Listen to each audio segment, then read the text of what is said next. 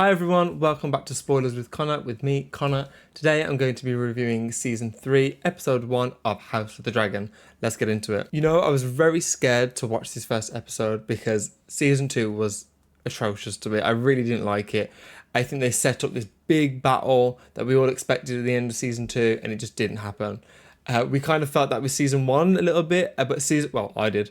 Season 1 ended and I was waiting for a big battle, but it didn't. However, Season 1 was fantastic and it really put us back in the world of Game of Thrones, House of the Dragon, whatever you want to call it now.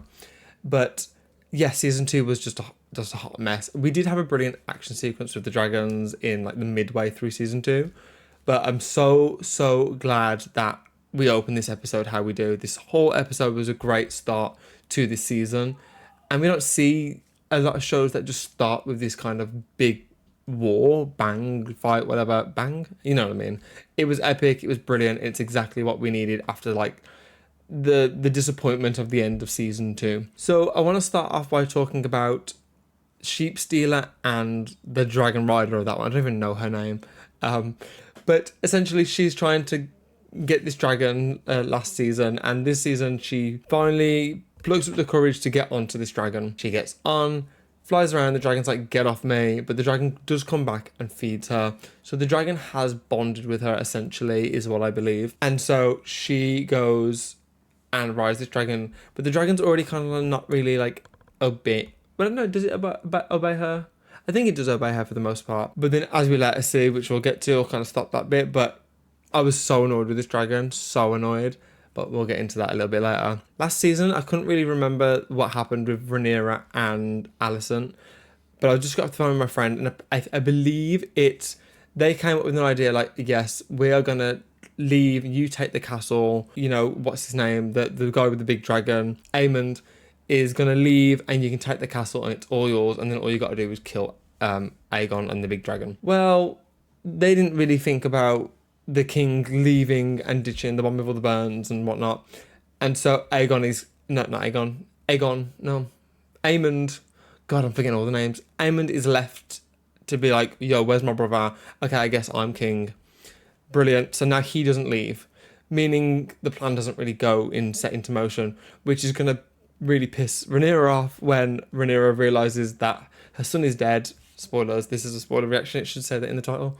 But yeah, Rhaenyra is going to be annoyed because the plan hasn't gone, and she's going to think that Alicent has betrayed her once again. And so when we find out there's a war going on at sea, don't really know what's going on there, but you know, cool. I can't really remember the last season very well. I really can't, because it just didn't stick out to me. But essentially, Rhaenyra is like, yeah, I'm going to go to war. And I'm like, let's go. Rhaenyra, get on your dragon, let's go. But Jace, the little brat, so stupid, stops Rhaenyra from going by telling her King's Guard to keep her safe at all costs. Like, you have the best interest of the Queen, keep her safe. Which he's an idiot, the King's Guard, which he will probably die the first episode, for sure. I mean, the next episode, at the very beginning, he will die. I can see it now. Because she's your queen, she's ordering you to let her out, and doesn't. And Rhaenyra comes up with this, I can't remember the line, but it's incredible, where she's like, I might be like feeble or whatever in this body, like, you know, referring to her being a woman, but she has the heart of a king. And I'm like, I get why she's saying that, but no, girl, you got the heart of a queen, and that is way better than any king. Because this whole show is about, and I know there's a lot of men, people in my comments will probably disagree, but this show is about women and the treatment of women, essentially, and that no one listens to the women, and that's why you have these like certain women, like the lady who helps Rhaenyra, who works in the shadows to support, you know, like to play the Game of Thrones, essentially. You know, so she can come out on top. Like, she knows how to play and knows how men work and women work and how the world works. And I feel like she needs to step up. Like, really, Rhaenyra needs to. I mean, she tried to, but they locked her in a thing. But it's so sad that the treatment of women is what this show is essentially about, in my opinion. People are going to disagree, whatever, my opinion. I think how they, like, not how the show has done Rhaenyra dirty, because it hasn't, it's just the world they live in, that Jace has locked his own mother up for her own safety, granted. But then you go and die. Like, you go and die, it meant nothing, like, realistically. I mean, I think they won, but it's like, it's bittersweet, and that's very Game of Thrones, so I appreciate that. Yeah, it's just, yeah, they locked Rhaenyra up, Jace goes and gets himself killed, but anyway, let's get to that war. So we have the sea dude with the dreads, can't remember his name, Corlys, something like that. Let me know if I'm right, I think I'm right. And he is, on his boat, and he's talking to his son at one point, and he's giving his son a drink, but his son's already like not sucking up to him, like getting more sweet towards his dad. And his dad does apologize, and I think, and I believe it. However, I feel like his son is just like, yep, okay, we're cool. Even though last season he was like, no, screw you, I'll go to war with you, but you are not my dad. But now I'm just like, I feel like it's just completely flipped. But again, I don't really remember season 2, so I could be completely wrong on this whole discussion about those two.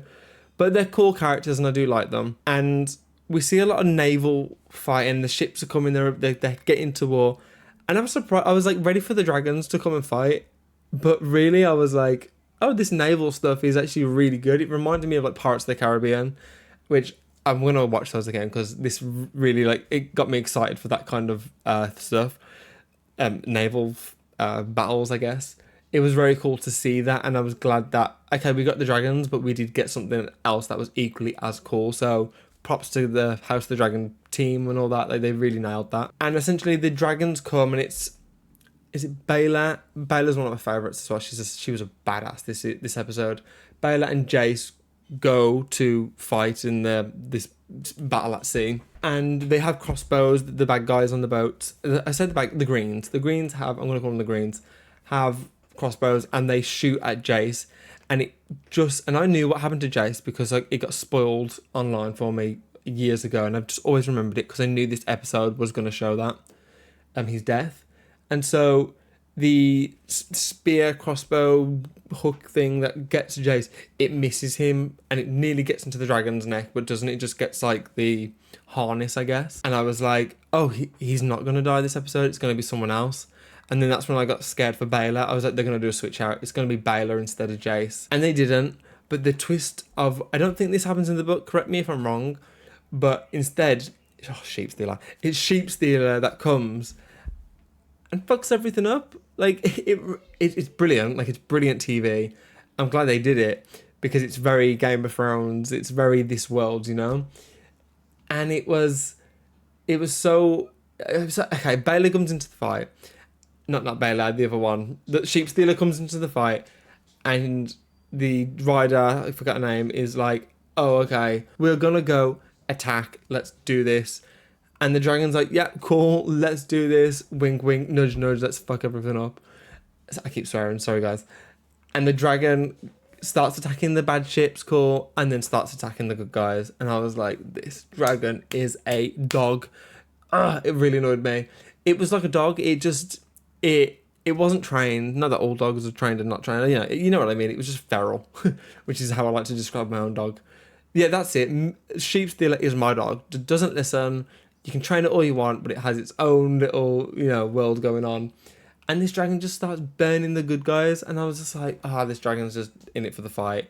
And not even that. I think it's just not trained. It's a wild dragon, and you can tell just by the look of it. And like, it's got like an underbite, like it's like this all the time. Very weird, very again, feral. So Moondancer, Baela, and Jace and his dragon are like, okay, we need to take out the rider. The move they realise it's not, it's the sister.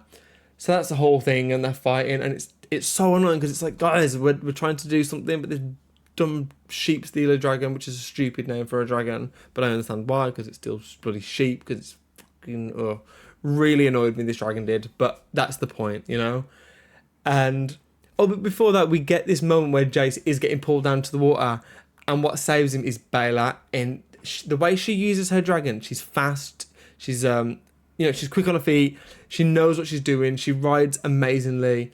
And I want to see Rhaenyra to be like this, but 10 times better. I hope we get to see that. Don't know if we will. Who knows? Don't spoil it if so. But Baela's a badass. So we see her being super, super cool to begin with. Anyway, back to the main fight. All three of these dragons are like fighting in a way. Or the 2 against 1. Joe, shush, I'm filming. So these dragons are fighting 2 against 1, and it's so intense. And we've also got this naval battle going on. There's a lot going on, but it's so entertaining the way, like, even when Jace is flying to Sheep Stealer and then he realizes who the rider is, and he like flips and goes, like, it's some cool movements on the dragons. It was very How to Train Your Dragon. Like, it was very that. Which I was excited. I'm glad to see, because you never see Daenerys flying her dragon like that. You don't need Daenerys to fly her dragon like that, but these people should be flying the way they are, because they've grown up with these dragons. They more in tune with their like heritage of, or their bloodline, and how like the Valerians I think, or how Valeria was, like they understand that flying dragons, there's like, you can use and do different kind of moves, I guess, in the air. I can't get my words out, guys, as always. But again, it was done very, very well and very entertaining just to see the dragons and how they move. So we also get the pirate people, or the Greens, the bad guys, with that fierce woman. She was incredible. Again, more women being amazing. This show is about women. Let's not forget that, people. Women power. Woo, cool. Love women. Even though I'm gay, but still love them, Just anyway, let's move on. So this woman is a badass, and she is after the guy with the dreads. Again, forgot his name already. And it's amazing. Like, he gets through the gullet, I think it's called. And it was just entertaining to see them, like, he is the god of the sea, in a sense. Like, he knows how to maneuver, and they get through, Brill. But then this lady is following, she gets through as well, and crashes into his ship, and it's, they're fighting, and it's chaotic. And meanwhile, we've got another fight going off, with the dragons, and then we got this, and they're cutting between them. Very, very entertaining, which is what Game of Thrones is all about. Not just entertainment, but it's a big part of it, the set pieces, the drama, the blood, the chaos of it all. And I could follow it all. It was directed very, very well. Absolutely loved it. So this lady gets to the ship and fights the guy with the dreads, a son, again, forgot his name, the bald guy. And there's a moment when they're fighting, and he's beating her because he's stronger, and he stabs her in the neck. And the shot of her going down while he's getting his, he's just killed this lady. He's getting his breath back.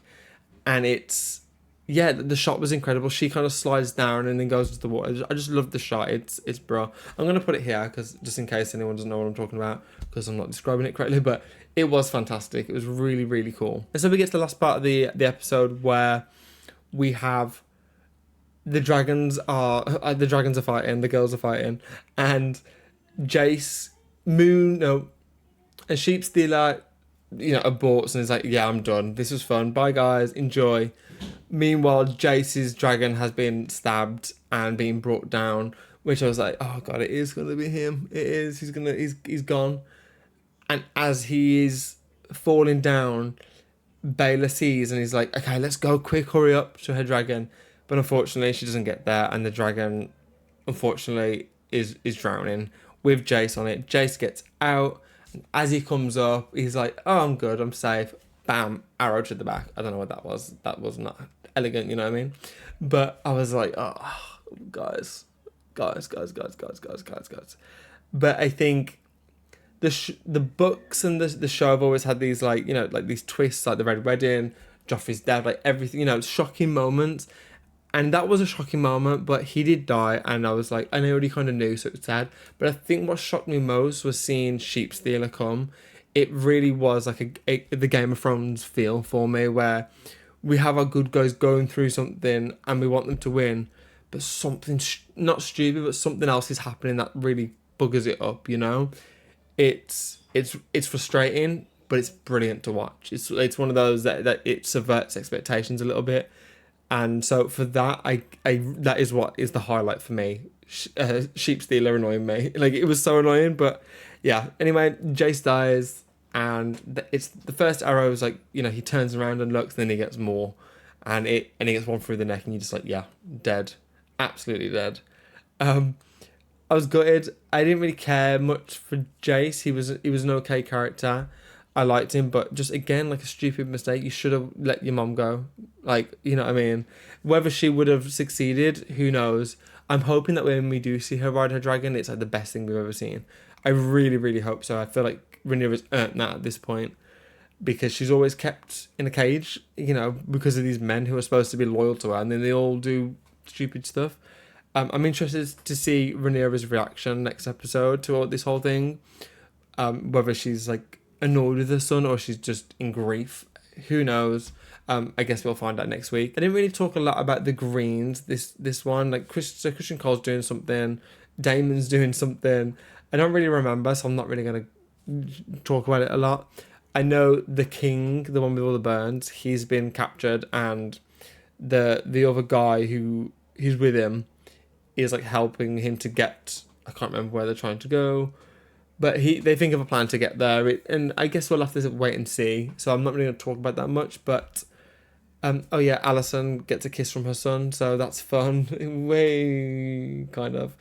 I'm sick of all this mother and son love. Do you know what I mean? We've seen enough of that in The Vampire Lestat, which go and check those reviews out, guys. And go and watch the show if you haven't. It's amazing. Interview the Vampire Lestat, brilliant. But again, it turns out if you want a good show, just have a bit of incest. Thanks for watching, guys. Like, comment, and subscribe. Goodbye.